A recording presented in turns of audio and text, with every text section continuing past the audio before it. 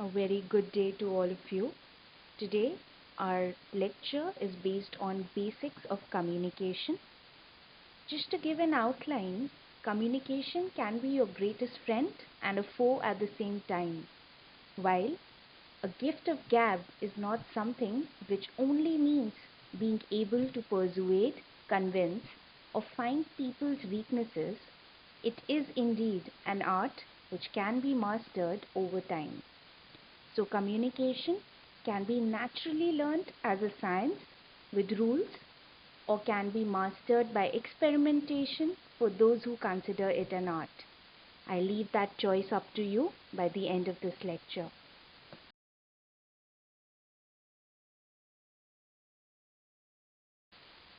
Let us look at the topics covered for this presentation.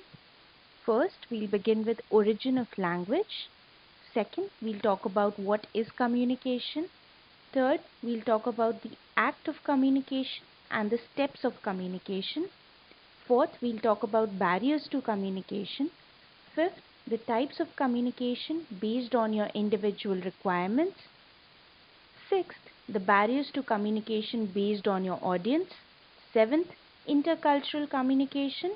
And eighth, we'll talk about A Guide to Culturally Acceptable Communication by Gert Hofstede.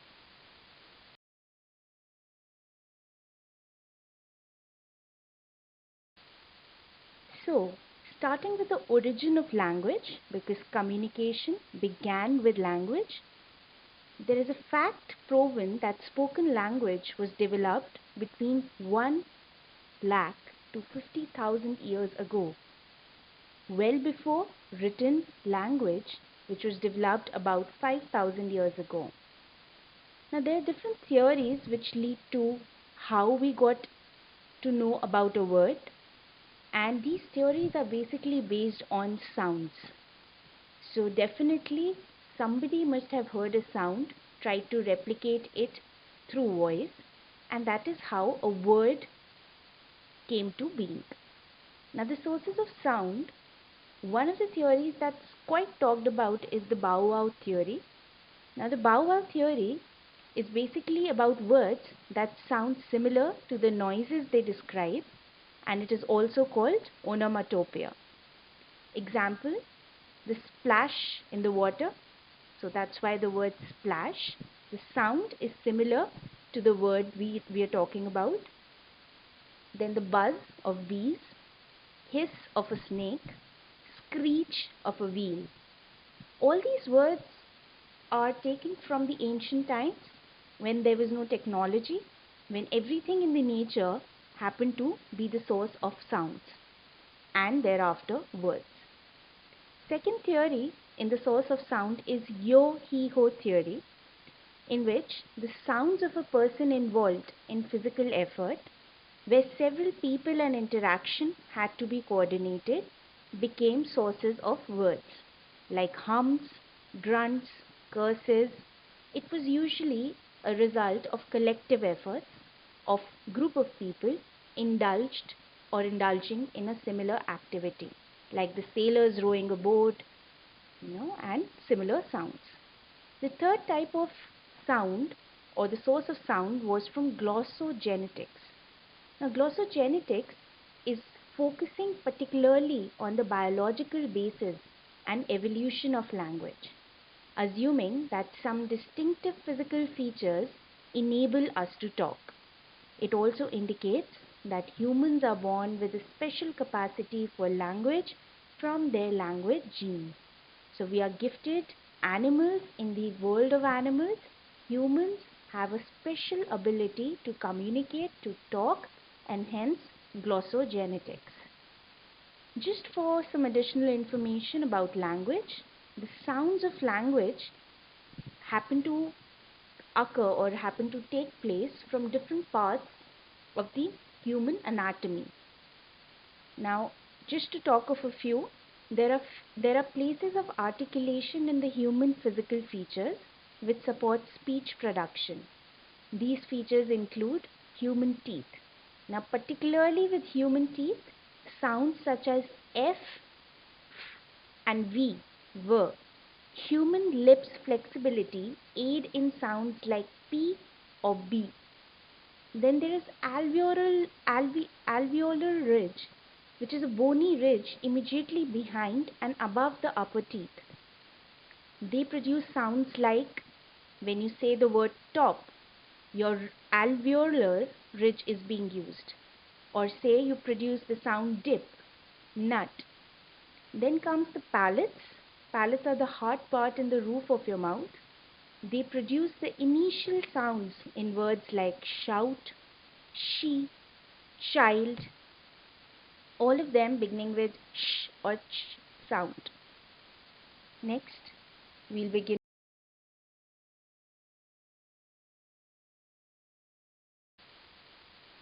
So, what is communication?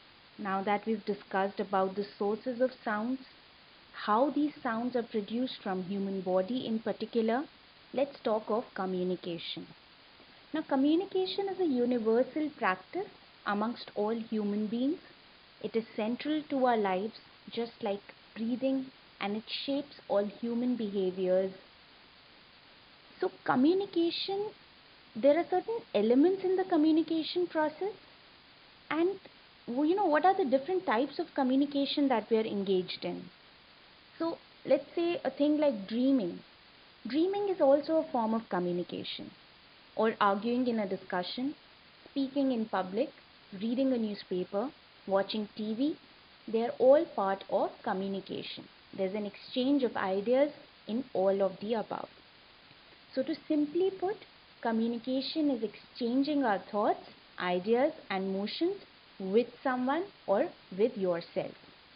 Now, the Oxford Dictionary defines it as, quote, the transfer and conveying of meaning, unquote. So, meaning becomes one of the most important aspects of communication, which we'll discuss later. Let us talk of the characteristics of communication. Just to give an overview, there are 6 characteristics. First, it is a dynamic process. Second, it uses signs.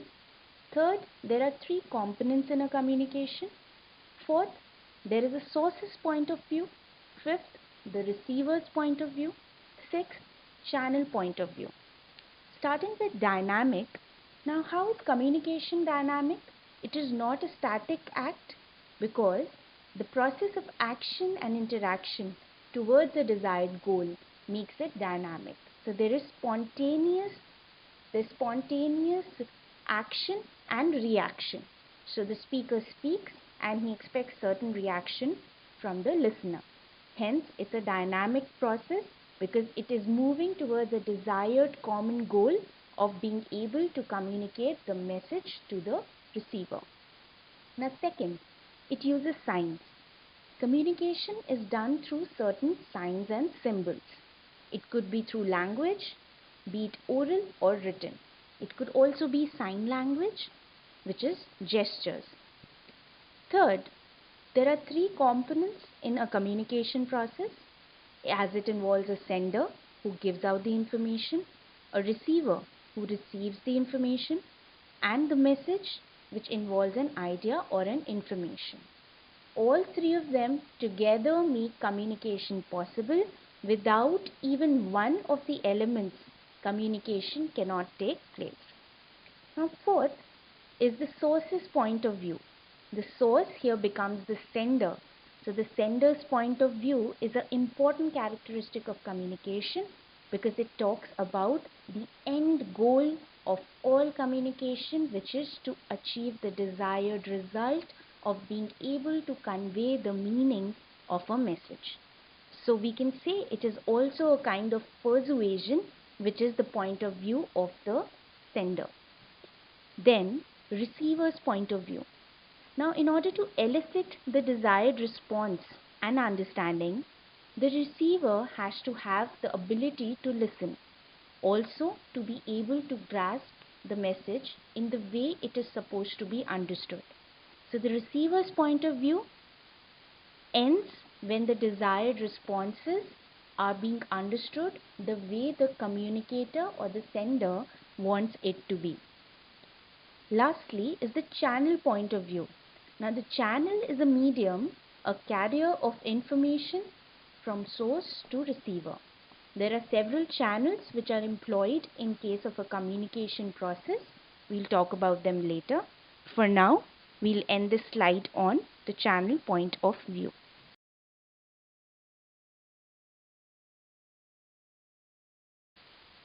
Alright, so now the act of communication. The act of communication could also be the process of communication, and any process of communication involves efforts from both the sender and the receiver of the message. So, talking of the communication process, first we have a source who's the sender or the communicator. Second, we have the message which is encoded when the sender codes a message as a symbol, be it a verbal symbol or a non-verbal symbol. Third, we have a channel which is the medium of message transmission used by a sender. Fourth, we decode, which is the interpretation of the message by the receiver. Fifth is feedback, which is response to the decoded message by the receiver.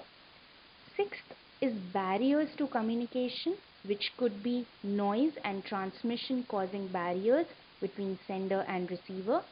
And lastly is the context, which is a very important aspect of communication, as it is the situation where a communication activity is taking place. It talks about the social, physical or the cultural context. Now context becomes absolutely important in case of communication, because the entire message and the feedback is dependent on the context you're using. We'll talk about the context in detail in the later slides. However, to summarize the source, the message encoded, the channel, decoder, feedback, barriers, and context, you can refer to this diagram which talks about the communication process, including the barriers which are in between the channel and the decoder. So that's how we'll go in detail about the act of communication later.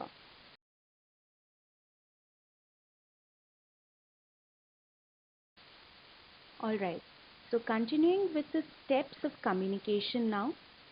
Now, like we discussed in the previous slide about the act of communication, which comprises of 6 elements, we'll pick 2 of the main elements in a communication process and talk about all 6 elements of the act of communication in bullets. First, communicator, sender or encoder. A communicator has 2 roles, not just to send a message but to conceptualize a message, which becomes encoding. So whenever a communicator conceptualizes a message, he encodes the message in favor of the knowledge and understanding of his receivers. So he already knows what his audience is like, and he conceptualizes the entire message based on his audience by encoding it. Second, he organizes his thoughts quickly. So, organizes his thoughts in terms of execution. Third, he translates his purpose, his ideas, thoughts and information based on knowledge level of the communicator. And fourth, he decides on the medium to communicate, be it speaking, writing or signaling. So your medium becomes the channel you're using for communication, which could be through verbal words, in written, through emails, through text messages or by signaling, body language, gestures. Now we come to receiver, who's also the recipient or the decoder. Now there are certain steps that the receiver follows in a communication process. Now the first step that the receiver follows is receiving the information. So once he receives the information, he takes on the role of a decoder. Now decoder, just like you decrypt certain confusing statements or laws, similarly receiver first decodes the message of the sender by interpreting it through his level of understanding and through his set of knowledge in order to understand the message. based on his individual knowledge and ideas. Third most important step that the receiver does is he gives a feedback. So a feedback is a response or acknowledgement that whether the receiver has understood the message in the light of the argument, or in the light of the information that the sender wanted him to know about. And lastly, based on his feedback, the receiver will reshape his message until the received information is perceived correctly based on the context. Now, if you go back to the previous slide, you will understand that the diagram based on the steps or the act of communication talks about all these steps exactly how we've just talked about it right now.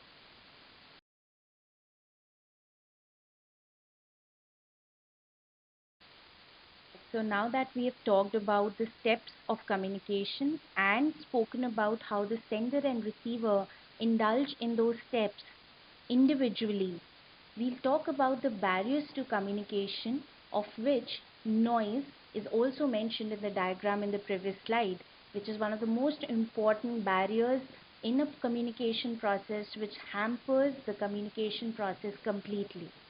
Now, barriers are any kind of interruptions that can enter a communication process.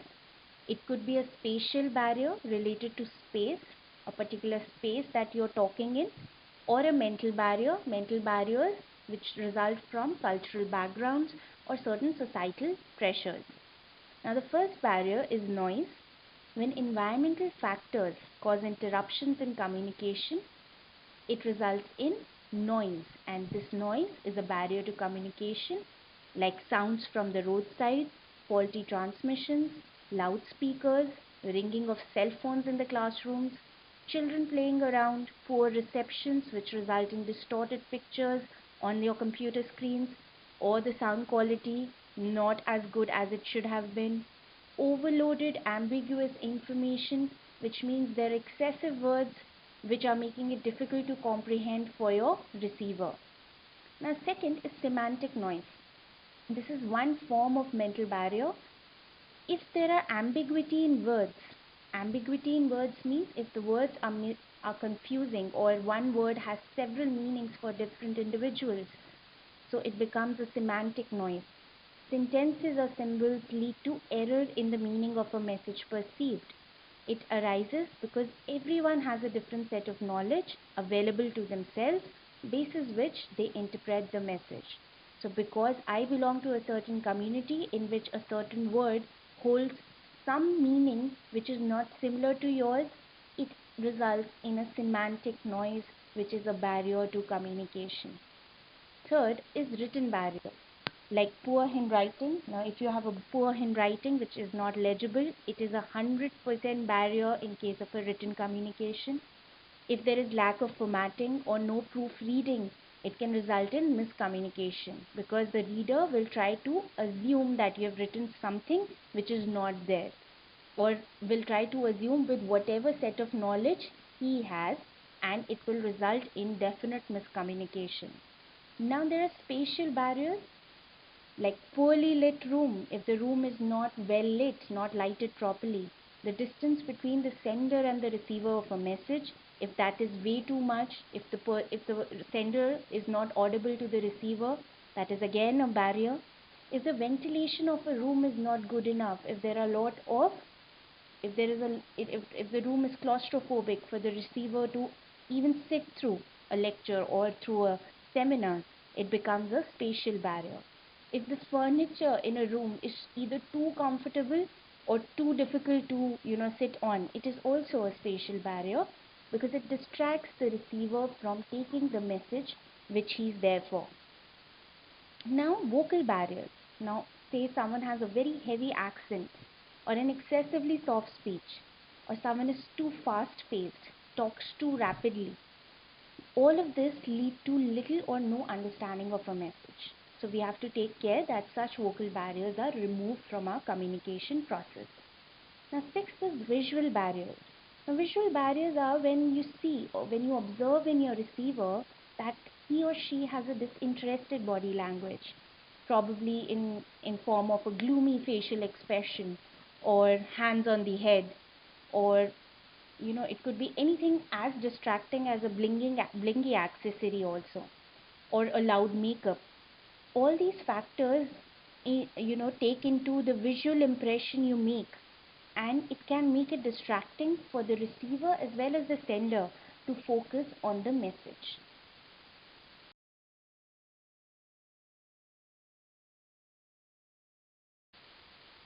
Now let us talk of the types of communications which are based on certain requirements. Now any kind of communication takes place because there is a certain need of the hour. It could be your requirement for official purposes or non-official purposes. So broadly categorizing them into formal and informal communication. Now formal communication is the official and authentic communication which occurs mostly in organized environments like an office or an organization, in a more systematic, pre-planned and documented way. Why? Because it is a formal way of communicating to someone.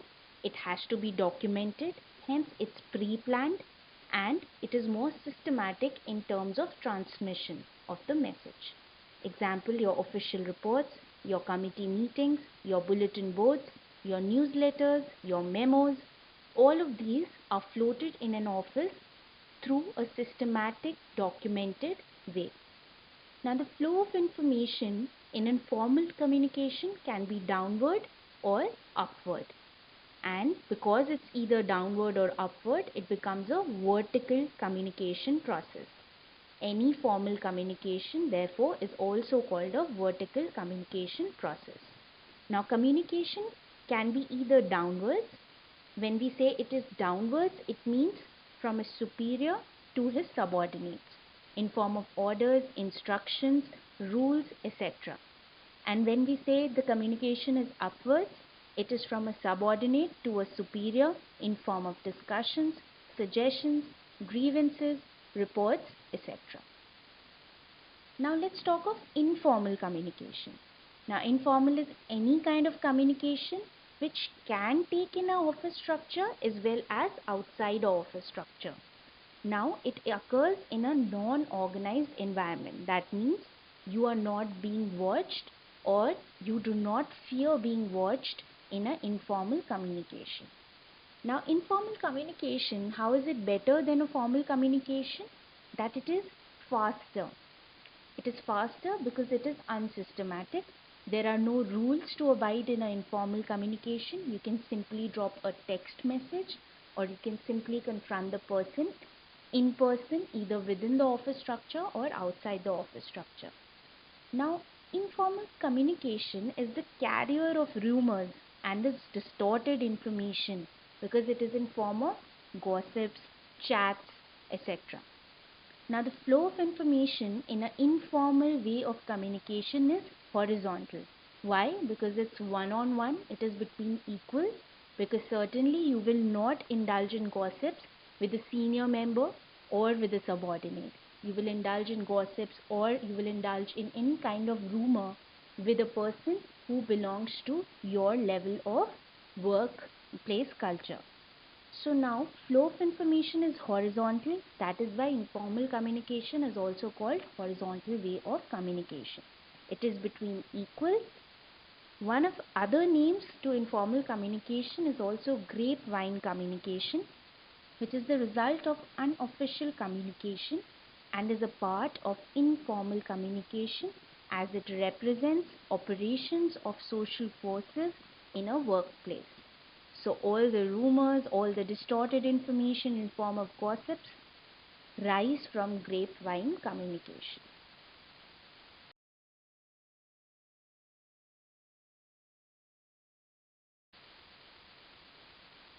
Now, we'll talk of communication requirement which is based on delivery of message. Now, one, it could be a verbal communication where language is collection of symbols, cultures and meanings that you assign to certain symbols. So that becomes verbal communication when you're communicating through oral or written forms of language. Now, verbal communication is based on symbols and cultures and meanings, which means that each individual will have a certain way to decode that verbal communication based on his or her social belonging, social setups. Now, verbal communication, the first form of verbal communication is oral communication. It is any communication through mouth, either direct conversation, which can be in form of speech and presentations, or telephonic communication. It involves phonetics. Phonetics means word sounds. Semantic rules. It means that there are certain meanings of those words and those sounds. And it also involves pragmatic rules, which means interpretation of the meanings of text in different contexts. Now, talking of the same thing, that the symbols, cultures, and meanings that are assigned to the language or those particular symbols are a part of oral communication. Why? Because all phonetics, semantic rules, and pragmatic rules come into interplay in case of a oral communication process. There are certain advantages of oral communication. First, there's high level of understanding and transparency because you can see the person face to face. It is not scripted. Second, it is flexible, so there is no element of rigidity. Third, the feedback is spontaneous. And fourth, it is a time-saving and cost-effective method. Now, disadvantages of oral communication: it is less authentic than written communication because there is no record. It is not as organized, it is unsteady because it is spontaneous. Third, the pragmatic rules of talking may lead to incorrect interpretations of a message and miscommunication, which means each receiver will have their own set of knowledge and societal understanding to decrypt the message being conveyed.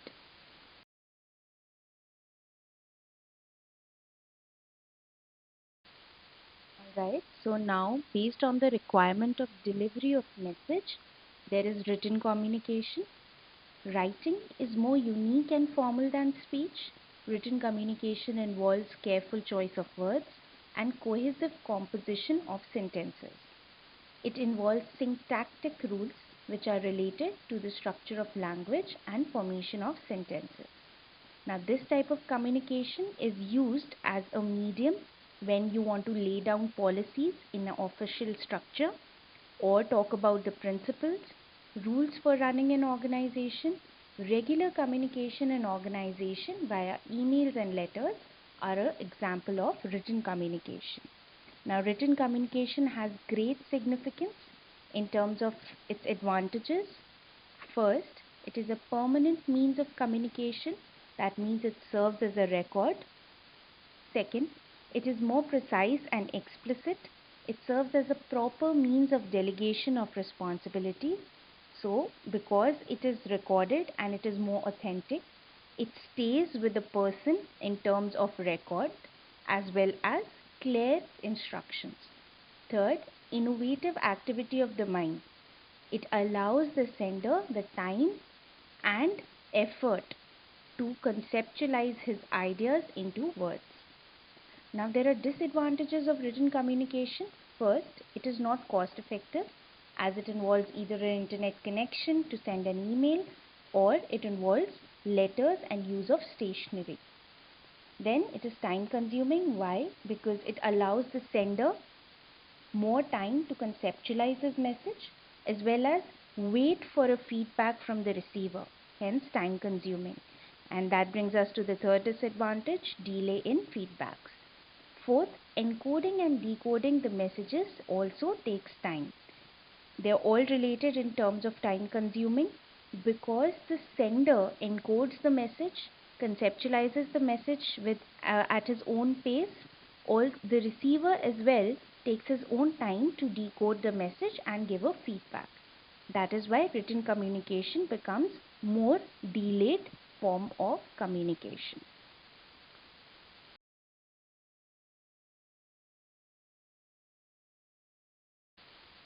Right.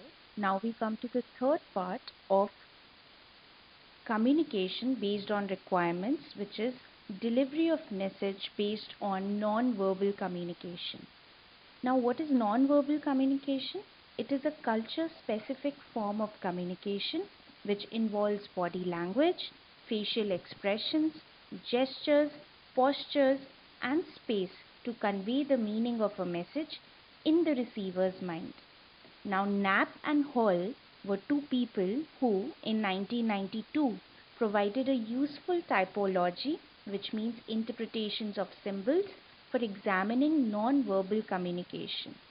Now, first part of their typology was kinesis.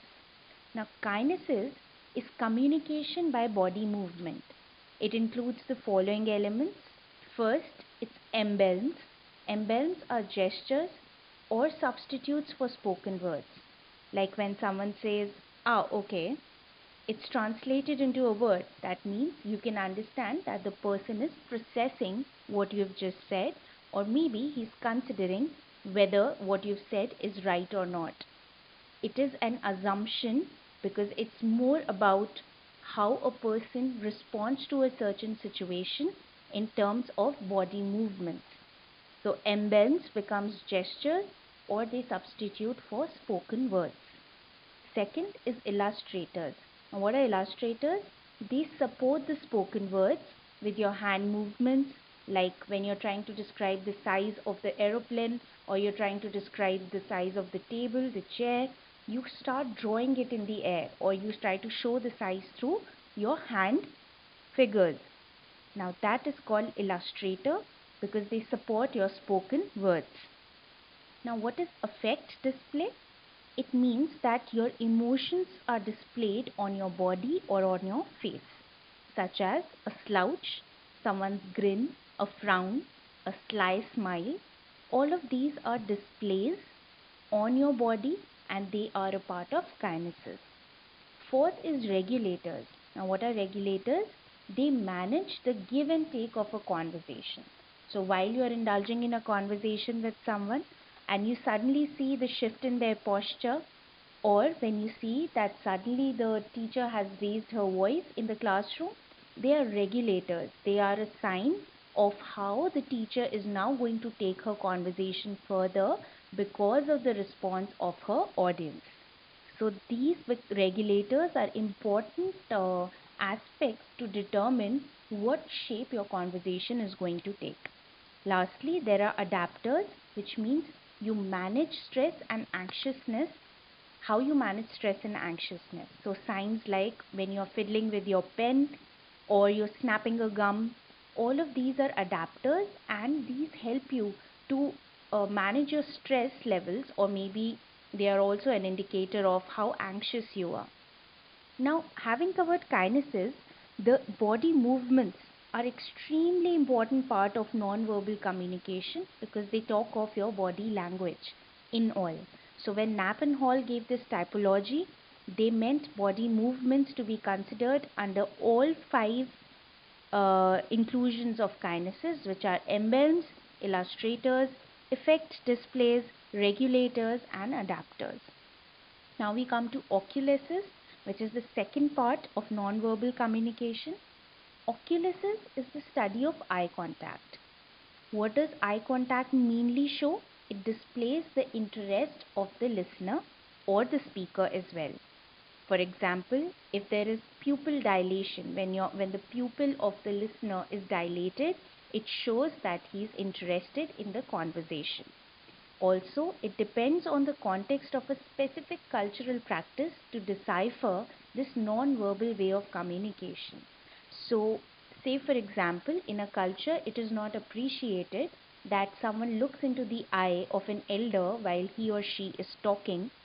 So, in that case, it becomes cultural specific practice to consider this kind of reaction of the listener to be disrespectful. So oculesis is also determined based on the culture, your culture of people you are addressing. Third is haptics. Haptics is the study of touch. Now touch could be in form of handshakes, backslapping, high fives, or gentle pats on the shoulder. Haptics are important part of communication because they determine what kind of relationship you form with your listener. So if your touch is a healthy touch in terms of backslapping, it will not be considered because in few cultures it is considered as disrespectful. While high fives may be a very cool quotient for the young audience, for an older generation, it is not a very respectful sign. However, gentle pats on the shoulder or a firm handshake or a loose handshake are all determiners of how you wish to take your audience and how you wish your audience to consider yourself.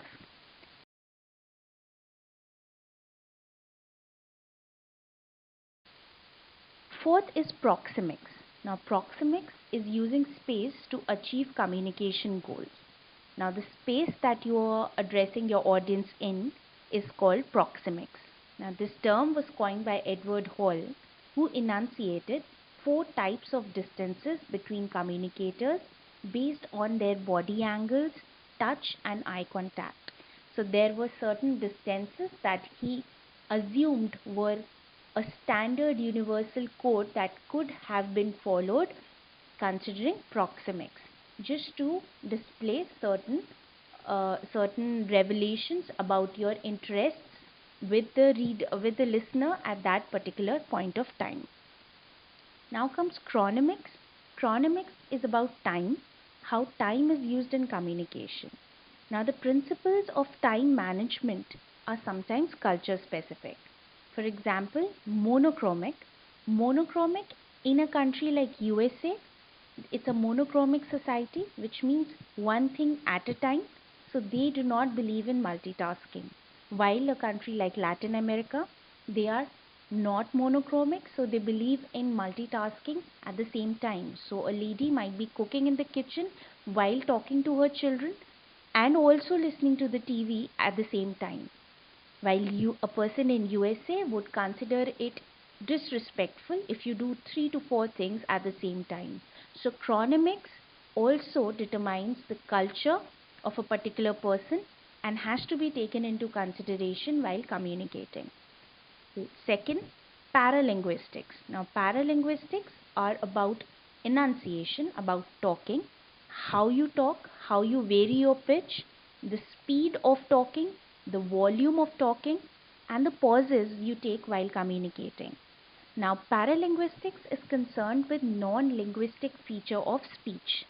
It could be your accent, your volume, your tempo, the intensity with which you talk, the firms and the lows that you make while talking, the stresses and the unstressed words that you use while talking are all a part of paralinguistics. Second last is environmental factors. The physical setting of a place establishes certain expectations and constraints. For example, in a school decorum, the seats are laid such that the students are below the teacher's seat and the teacher is at a slightly higher pedestal. It is just to make the students understand and respect the person standing opposite to them.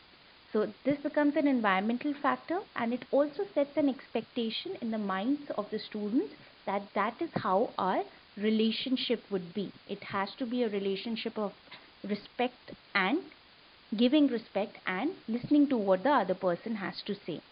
While constraints are also a part of environmental factors, because if in case of a seminar or in case of a workshop, the person presenting the seminar, if he is not at an amicable distance or if he does not seem friendly in the environmental setup, the listeners might not be interested. Lastly, the physical appearance. Physical appearance plays a central role in identity management. When you see your speaker in a certain physical appearance, you identify how the speaker would be, and that develops your interest in the message. So in communication, it is important that the physical appearance of the speaker has to be up to mark so that people take you seriously. However, a casually dressed style is related to sociability. So it might also suggest that the person is sociable. For example, a person like Warren Buffett or a person like Mark Zuckerberg prefer to be casually dressed because they do not believe in brands and they do not believe in high-end products to be worn, because they believe in intellectual stimulation, and that is how they capture their audience. So that is about communication based on the requirements. And now we'll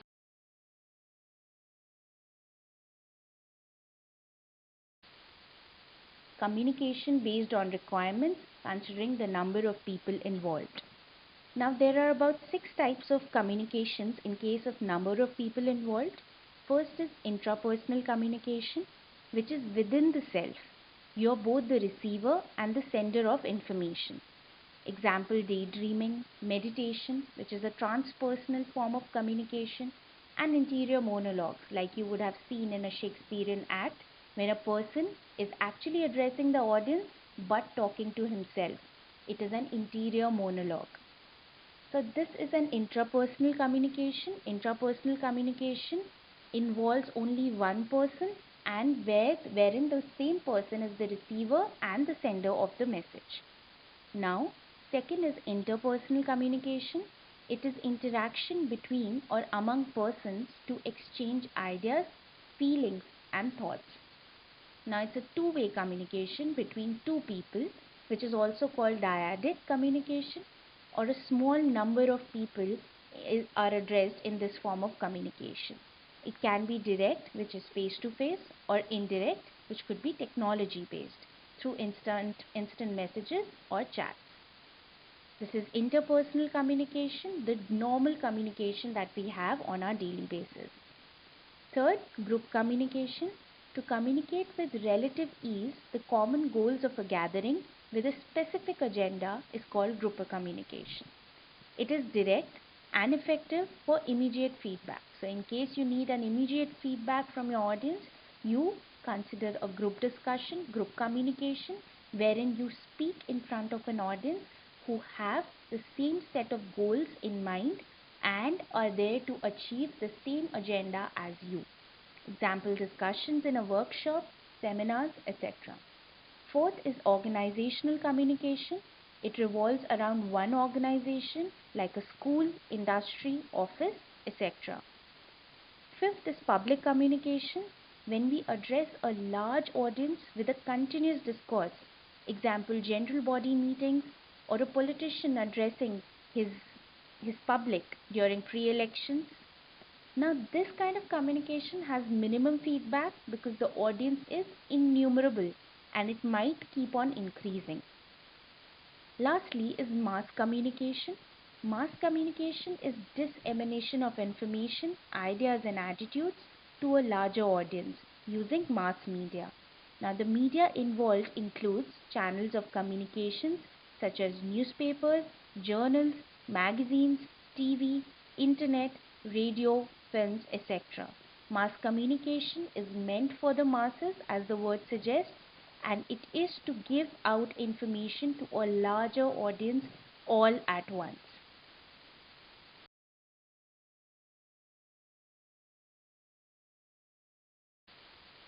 Now, barriers to communication based on your audience type. It is an important consideration while forming your message that the sender knows his audience and also considers what all barriers he might have to face while confronting them. So, based on the audience you're addressing in a communication process, the sender should be careful of the following barriers. First, information tsunami. Non-stop messages only lets the receiver grasp incomplete information. So ensure that this barrier is removed by voice recordings or little but complete information at a time. So as the saying goes, one day at a time. We could also say one topic at a time. So information tsunami is something that has to be avoided in case of a communication process to go smooth. Second, Chinese whisper. We've all played that game in childhood, and it is about when a message has more than two channels to pass through, it might result in miscommunication. So in order to overcome this, we have to limit the channels or the mediums of communication we are using so that the meaning of the message is not altered. To simply put, if a superior has to convey some message to his subordinates, he might not use the different other superior network. He can simply address the subordinates face to face or via emails to avoid any filtration of information which might lead to a misleading message. Third, jargons. Now, if your audience is not composed of Tharurians, if I might say, then avoid using jargons and keep your communication to a layman's level of understanding, that is a comprehensible vocabulary and simpler sentences, as Sudhamurthy might also assert. So, the whole idea behind not using jargons is not to determine whether you know those words or your audience knows them or not. It is simply that your message should be conveyed in a clear, concise manner without the audience to have to sit down and guess what the meaning of the word is. However, if your audience is comprised of Tharurians, you must address the audience as per the requirement. Fourth, ignorance of mediums. If there is a lack of knowledge or availability of a specific medium of communication, like internet in case of remote areas, as a receiver will always ensure that he should receive the message. So for him, in order to receive the message, we need to ensure as a sender that the medium of communication is available to him at that point of time.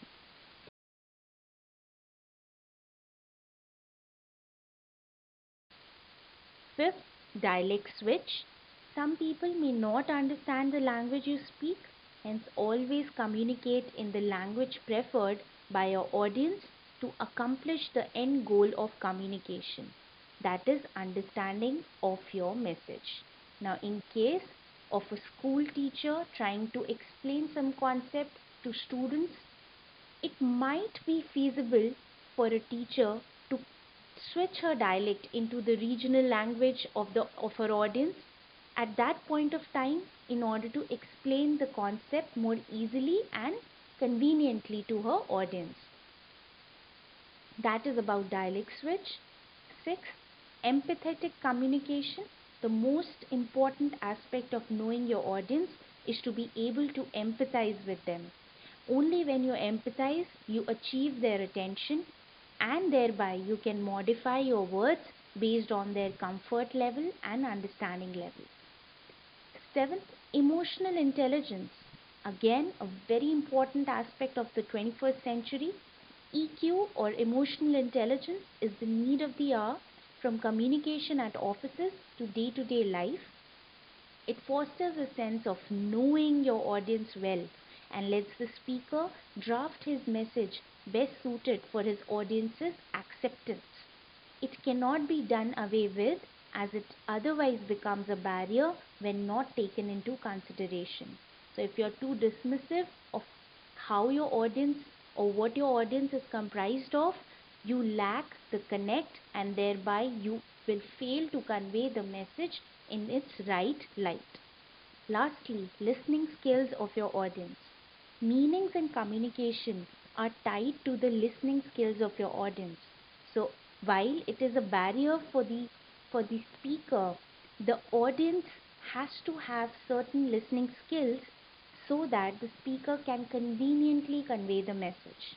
The auditory and visual stimuli in a communication process requires the speaker to discard extra information and for the listeners to have at least a least evaluative attitude towards the speaker while listening. Then only it becomes a successful communication.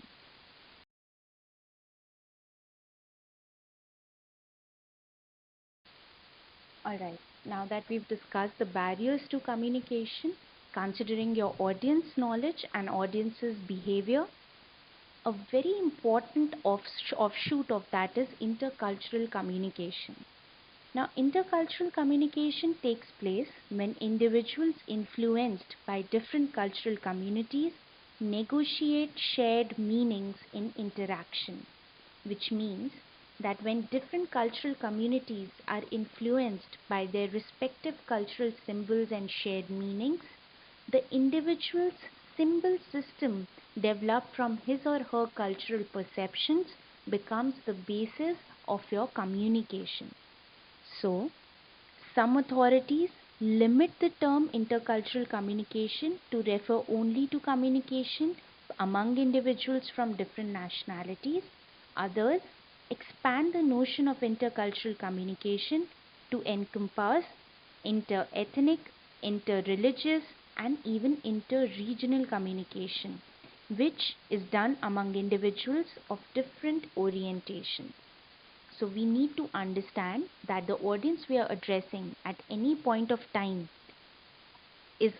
belongs to a certain cultural background, and hence we need to understand and accommodate our message in a certain way which suits their social setups.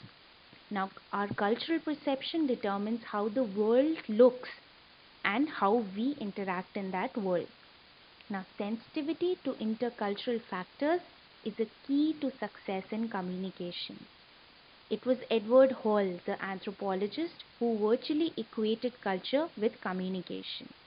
However, the most significant study in this aspect was done by Gert Hofstede, who identified 4 dimensions in culture of all nations across the globe and regions. He divided them into 4, namely, first, individual collectivism, second, power distance, third, uncertainty avoidance, and fourth, masculinity and femininity. We'll take this up in the next slide. While all of them become important factors of production and reception of a message in a communication process, as a speaker, as a sender, you have to consider intercultural communication aspects given by Hofstede as a mandatory determiner of the message and the way the message is being communicated.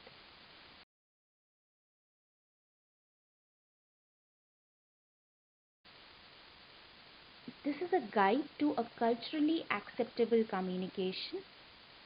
First, we'll begin with individualism, collectivism. So just to give an example, the picture on your right depicts traits of individualistic cultures. One of the traits is uniqueness. On the left, it's self-sufficiency. In the bottom, independence. And towards the right, autonomy. Now, considering these 4 individualistic cultural traits, let us understand what individualism is about. First of all, why we are studying this? Because it is to understand the cultural differences that affect communication across a cultural divide. So we must understand what society the receiver belongs to, and basis that we need to mold our messages. So individualism, if we pick that up first, refers to values of people in a culture that identifies individual rights over group identities. Now, elements like uniqueness, self-sufficiency, independence, and autonomy, they're all about individualism, and they promote an individual person's rights than a group identity. Second point, here individual uniqueness and self-determination is a valued ethic. Now, where all is this individualism practiced? In countries like USA, Germany, Australia, they are individualistic in culture. So both the male and female from countries like these, they believe in individualism or independence of beings. Lastly, the speaker or receiver from an individualist country would be more assertive of their self-reliance and autonomy, which is their independence. Hence, the speaker should mold his message in case of an audience like this to capture his interest accordingly.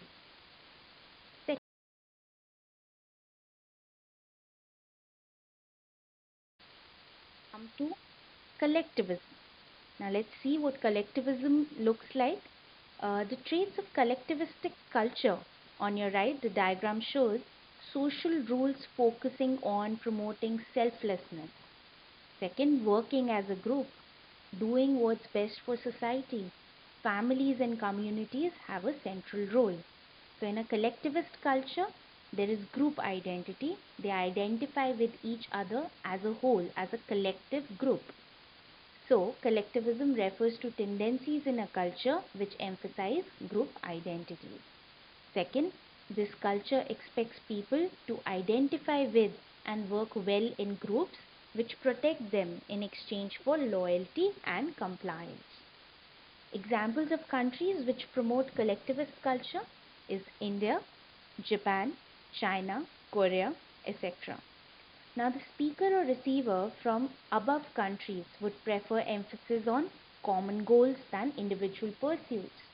So, anything that brings them all together under one umbrella will help them connect to their speaker better. So, once the speaker has identified that his audience is of a collectivistic culture, he will mold his message accordingly.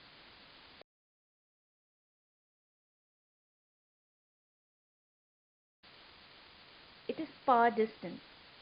Now, power distance, just to look at the diagram on the right, we see three people in blue and one in red. Obviously, the person in red stands out from the remaining three. So, in this case, he stands out in color. However, he's standing in the same row as the other three. So, this is a symbol of low power distance.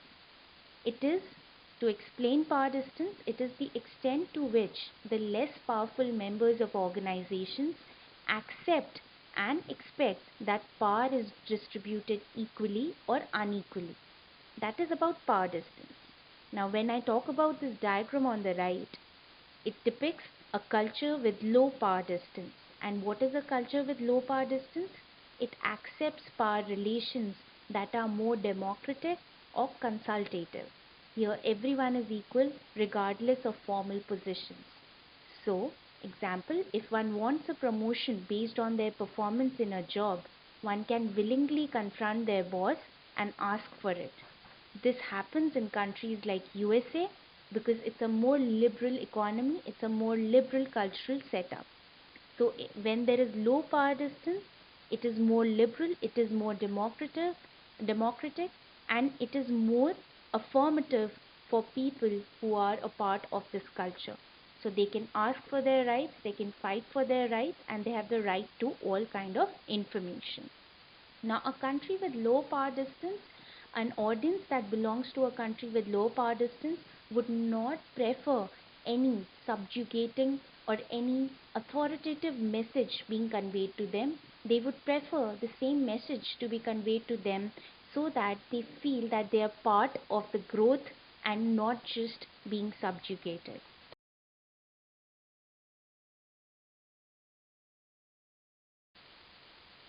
Power distance, it also determines how the sender or receiver's approach would be like in a process of communication. It could be more authoritative or more friendly. Now, to consider the diagram on the right, there is a man on the left who's on a seesaw and he outweighs so many people on the right who are in blue. So in case this is an example of high power distance in an organization and it refers to power being vested in the hands of authority only. In this case, they believe in the formal decorum and believe that everyone has a say limited to their position only. They believe in dependency on leader who's entitled to many privileges. Example, in Saudi Arabia, the power distance is extremely high with less accessibility to low profile people and greater autonomy lies with higher authorities. So, for people who belong to a country from higher power distance, they usually accept a very employee approach and they believe that the message given to them has to be accomplished no matter what. So they do not believe in having question and answer discussions. They believe in taking the orders as is.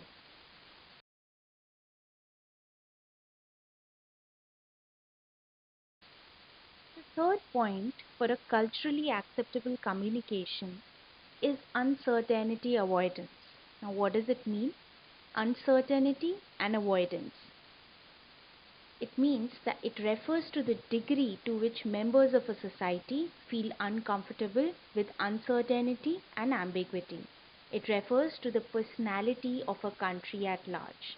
So when Hofstede gave this determiner, uncertainty avoidance, he meant the country's personality at large. countries with high uncertainty avoidance hold strong codes of beliefs and behavior and resist any kind of changes. They have higher levels of anxiety and intolerance for ambiguity or uncertainty. They will believe in loyalty to their employer as more of a virtue. It is quite similar to countries having high power distance. Example, Saudi Arabia holds religion, behavior and communications under the ambit of rules and regulations. So speaker or listener from these countries would be more reserved and traditional in their outlook. Countries with low uncertainty avoidance are more relaxed, as practice to them is more important than rigid principles. They're always on the lookout for more ideas and opinions and allow freedom of expression. Example, USA has high acceptance for new innovative ideas and are comfortable with uncertainties as they are continuously evolving. Speaker or listener from these countries will be more flexible in approach. So, in case of speaker trying to draft a message based on uncertainty avoidance of his audience, the parameter is to determine whether they belong to a high uncertainty avoidance country or a low uncertainty avoidance country and thereby mold his message accordingly.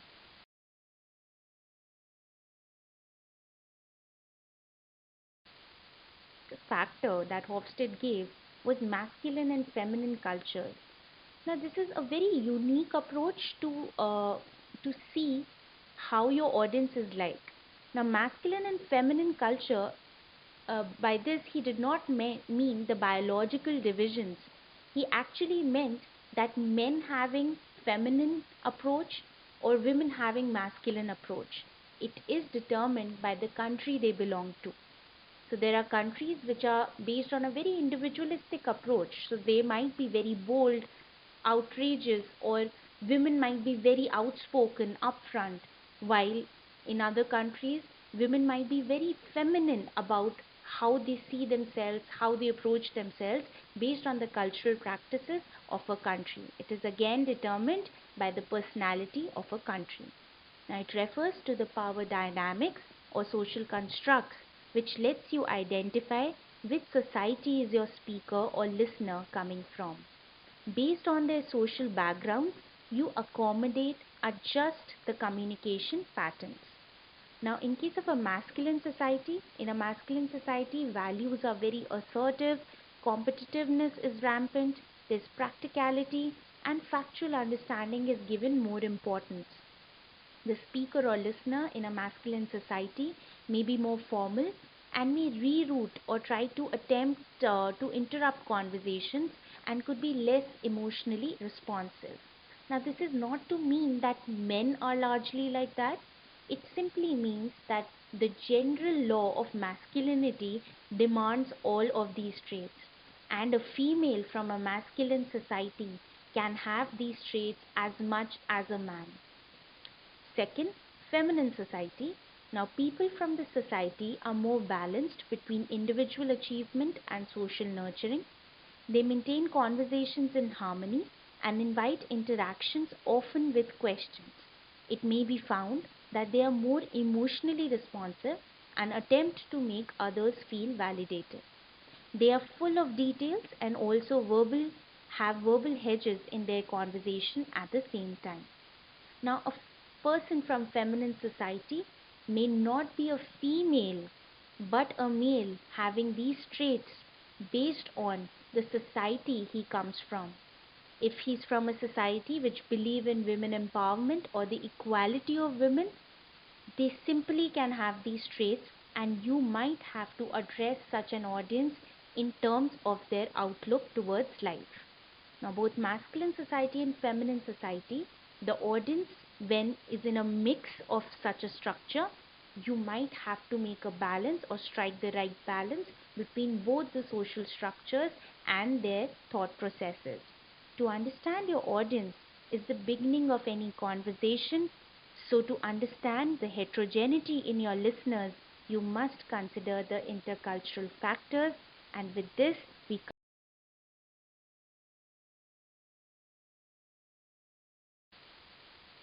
we come to an end of this presentation. Thank you for watching.